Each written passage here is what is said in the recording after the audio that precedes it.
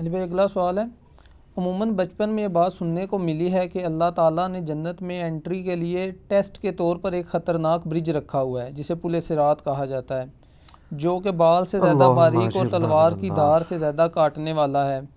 اہل جنت اس سے بآسانی گزر جائیں گے جبکہ کافر اور منافقین کٹ کر دوزخ میں گرتے جائیں گے۔ والعیاذ باللہ تعالی۔ کیا یہ بات واقعی درست ہے؟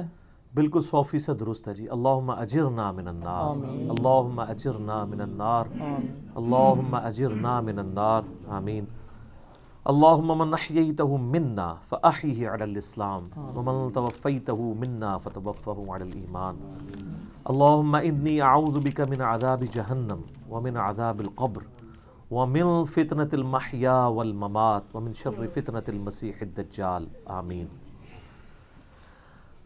میرے بھائیو، یہ پل صراط کا ذکر قرآن میں بھی اشارتاً موجود ہے۔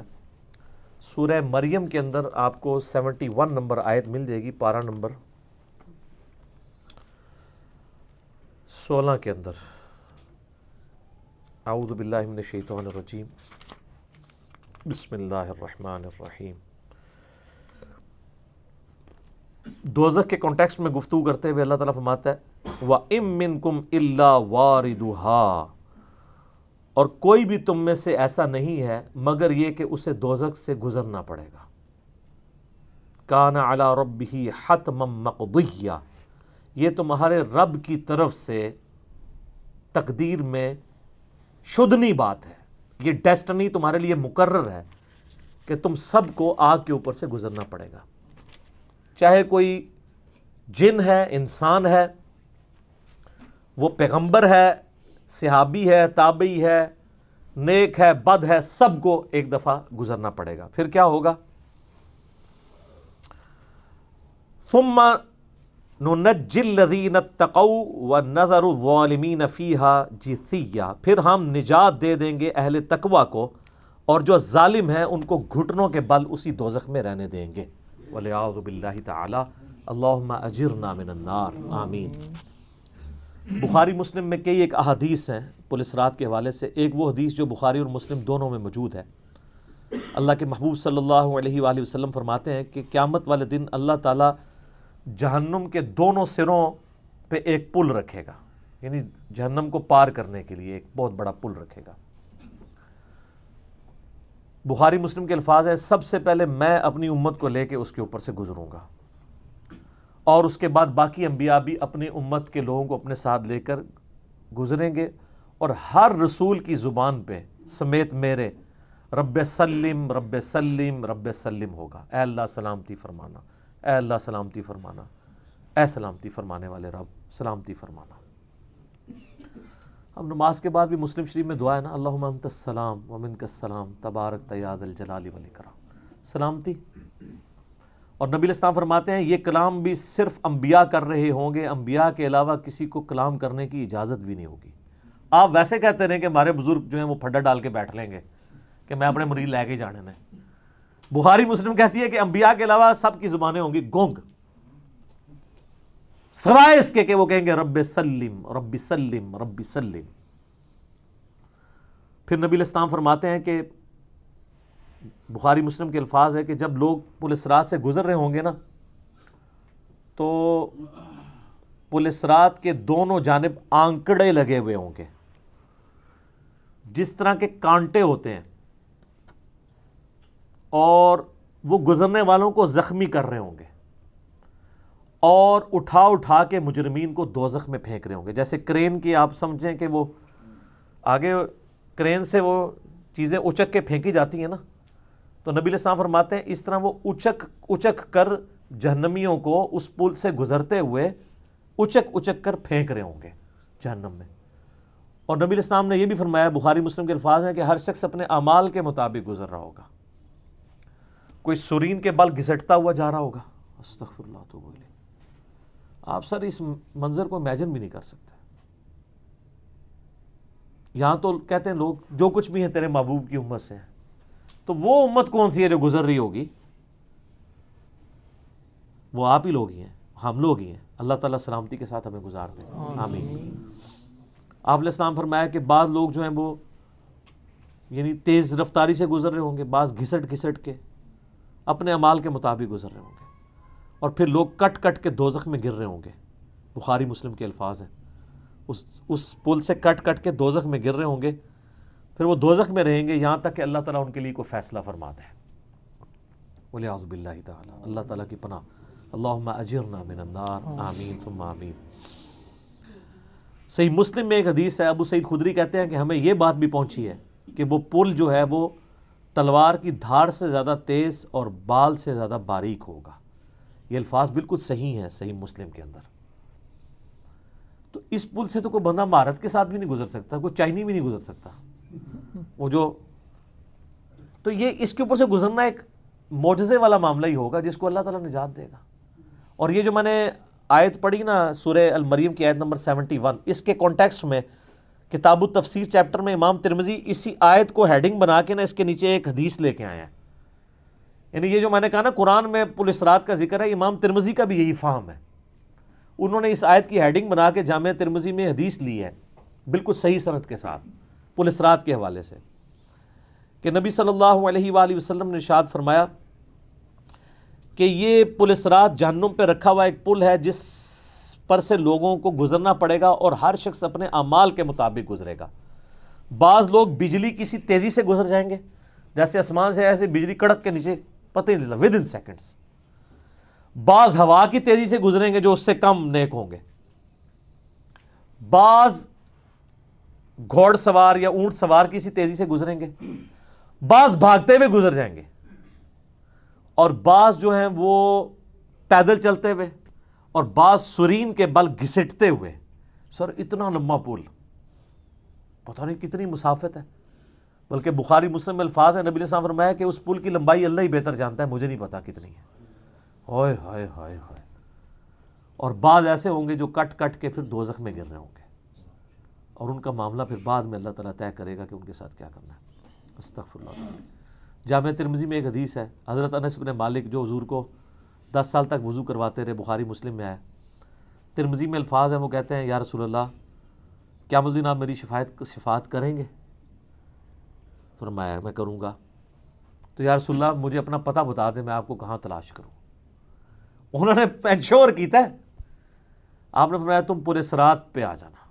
آئے ہائے ہائے، تم مجھے پل صراط پہ دیکھ لینا، میرے امتی گزر رہے ہوں گے، میں ان کے لیے سلامتی کی دعا کر رہا ہوں گا. کہا یا رسول اللہ اگر پل صراط پہ نہ پاؤں؟ تو آپ نے فرمایا کہ پھر تم میزان عمل پہ آ جانا، جہاں لوگوں کے نامہ اعمال تولے جا رہے ہوں گے. نبی علیہ السلام کا نامہ اعمال نہیں تول رہا ہوگا، آپ کو تو اللہ نے امن دے دیا نا، انا فتحنا لک فتحا مبینا. اور بخاری مسلم میں حدیث ہے، حدیث شفاعت کے سارے نبیوں سے لوگ ہوتے ہوتے حضرت عیسیٰ کے پاس جب اینڈ پہ آئیں گے نا تو وہ کہیں گے بس ایک ہی شخص ہے جس کو امن ملا ہوا ہے، تو محمد رسول اللہ کے پاس جاؤ، وہ شفاعت کریں گے. تو آپ علیہ السلام اپنی امت کی خاطر ہی یعنی میزان عمل پہ تکلیف کاٹ رہے ہوں گے. کہا یا رسول اللہ میزان عمل پہ بھی نہ پاؤں تو کہاں جاؤں؟ فرمایا پھر تم حوض کوثر پہ آ جانا، میں وہاں پہ اپنے امتیوں کو مشروب پلا رہا ہوں گا. بخاری مسلم میں درجنوں احادیث ہیں، آسمان کے ستاروں کے برابر اس کے برتن ہیں، اور جو ایک بار پیے گا وہ کبھی پیاسا نہیں ہوگا. جنت میں لوگ مشروب لذت کے لیے پئیں گے، پیاس کی وجہ سے نہیں پئیں گے. ان کا یا رسول اللہ اگر آپ مجھے پل صراط پہ بھی نہ ملے، میزان عمل پہ بھی نہ ملے، اور آپ صلی اللہ علیہ وآلہ وسلم حوض کوثر پہ بھی مجھے نہ ملے، تو پھر میں آپ کو کہاں تلاش کروں؟ آپ فرمایا تم مجھے تلاش کرنا، میں ان 3 میں سے کسی ایک جگہ پہ ہوں گا. تو بخاری مسلم میں پھر یہ بھی آتا ہے کہ میرے حوض کوثر پہ کچھ لوگ لائے جائیں گے، میں کہوں گا اصحابی اصحابی، یہ میرے ساتھی ہیں. تو مجھے بتایا جائے گا کہ آپ کے بعد یہ دین سے الٹے قدم پھر گئے تھے، انہوں نے دین میں بدعتیں جاری کر دی تھی. آپ فرماتے ہیں میں کہوں گا سحقا سحقا لمن غیر بعدی، کو دور کر دو مجھ سے، میرا ان سے کوئی تعلق نہیں ہے. بخاری مسلم میں الفاظ ہیں، عبداللہ ابن ابی ملیکہ جب یہ حدیث بیان کرتے تھے تو کہتے تھے اے اللہ ہم تیری پناہ میں آتے ہیں اس چیز سے کہ تیرے نبی کے وفات کے بعد ان کے دین سے الٹے قدم پھر جائیں. یہ وہی لوگ ہیں جو حضور کی وفات کے بعد مرتد ہو گئے تھے. مسلمہ کذاب کے ساتھ مل گئے، منکرین زکوٰۃ میں شامل ہو گئے، سیدنا ابوبکر کے خلاف کھڑے ہو گئے. اور یہ صرف قانوناً صحابہ کے بارے میں صرف یہ حدیث نہیں ہے، عام امتیوں کے بارے میں الگ سے حدیثیں ہیں بخاری مسلم میں. یہ نہ سمجھیں کہ پچھلے لوگوں کے لیے، قیامت تک کے لیے جن لوگوں نے دین میں بدعتیں جاری کی ان کے لیے حدیثیں ہیں. اس میں امتی کے الفاظ بھی ہیں، وہ بھی بخاری مسلم میں.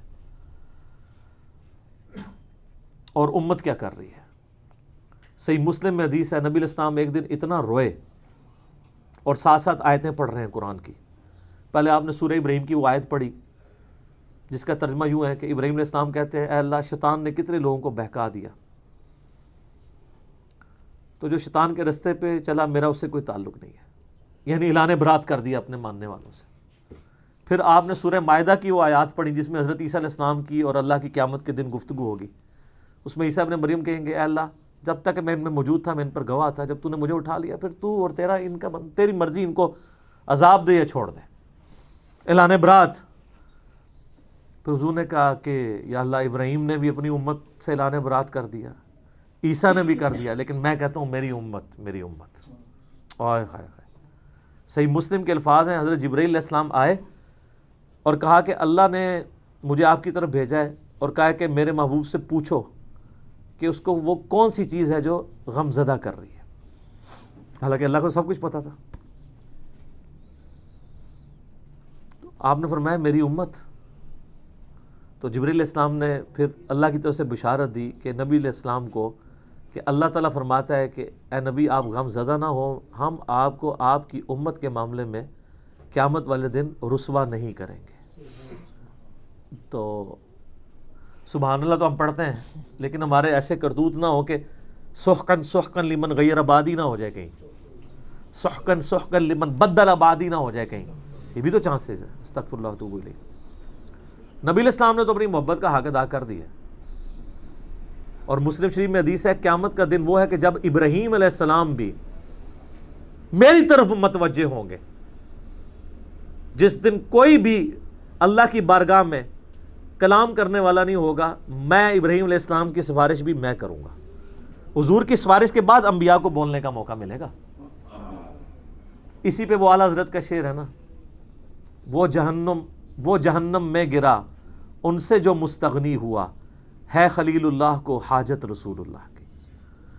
بل ہم شعر کہہ سکتے ہیں، ہم محبت کے لیے نعرے مار سکتے ہیں، لیکن نبی علیہ السلام نے جو امت کو تعلیمات دی تھیں حجۃ الوداع کے موقع پر، غدیر خم کے موقع کے اوپر، امت نے کسی ایک وصیت کا بھی پاس نہیں کیا. اب یہ ایک دردناک ٹاپک ہے، جتنی مرضی بات کی جائے نہ ختم ہونے والی ہے. بس اس کو اسی پہ کنکلوڈ کرتے ہیں کہ اللہ تعالیٰ قیامت والے دن ہمیں اپنی رحمت کاملہ سے اپنے محبوب صلی اللہ علیہ وآلہ وسلم کی شفاعت کے ساتھ قیامت کی ساری ہولناکیوں سے بلا حساب و کتاب جنت میں داخلہ عطا فرمائے. آمین ثم آمین. ٹھیک ہو گیا.